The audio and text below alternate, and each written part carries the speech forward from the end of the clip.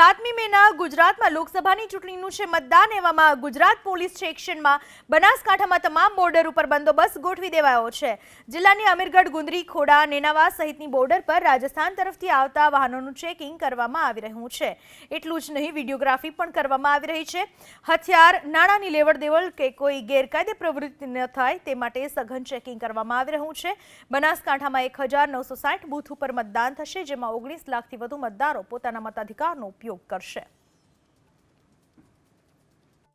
ધાનેરા, પાથાવાડા અને દાંતીવાડા ત્યાં તમામ પોલીસ ફોર્સ, હોમગાર્ડ, જીઆરડી તેમજ સીએપીએફના મારા અધિકારી કર્મચારીઓની નિમણૂક કરવામાં આવેલી છે।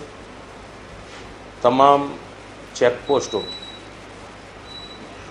જે કાયમી ચેકપોસ્ટ છે અને હંગામી ચેકપોસ્ટ ઉપર પણ પૂરતો બંદોબસ્ત જાળવવામાં આવેલો છે અને તમામ પોલીસ કર્મચારી, હોમગાર્ડ તેમજ જીઆરડી અને બહારથી કંપની જે બહારથી ફાળવવામાં આવેલી છે તે તમામને ચૂંટણી અંતર્ગત શું કરવું જોઈએ અને શું ન કરવું જોઈએ એ અંગેની પણ જાણકારી આપી છે। જરૂરી સૂચનાઓ અને માર્ગદર્શન ચૂંટણી લગતી આપવામાં આવેલું છે।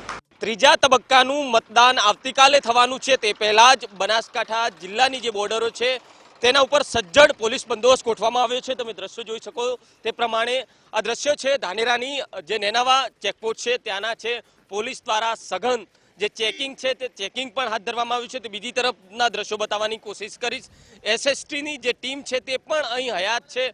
તમામ રાજસ્થાન તરફથી આવતા જે મુસાફરો છે તેના વાહનો ચેક કરવામાં આવી રહ્યા છે। તમે જોઈ શકો છો તે પ્રમાણે જ હાલ જે આવતીકાલે ચૂંટણીને લઈને પોલીસ દ્વારા સઘન જે ચેકિંગ છે તે ચેકિંગ હાથ ધરવામાં આવ્યું છે। બનાસકાંઠાની જો વાત કરવામાં આવે તો બનાસકાંઠામાં 1960 જેટલા જે બૂથ છે જેના ઉપર આવતીકાલે મતદાન થવાનું છે।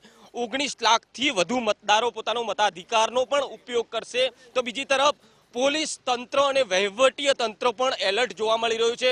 તમામ બોર્ડરો ઉપર હાલ બનાસકાંઠાની જે ગુંદરી હોય, નેનાવા હોય કે પછી ખોડા ચેકપોસ્ટ હોય કે અમીરગઢ, તમામ બોર્ડરો ઉપર હાલ પોલીસ દ્વારા સઘન સુરક્ષા વ્યવસ્થા ગોઠવવામાં આવી છે।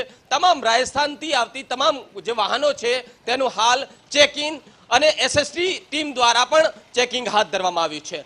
વસંત તિરગર, એબીપી અસ્મિતા, બનાસકાંઠા।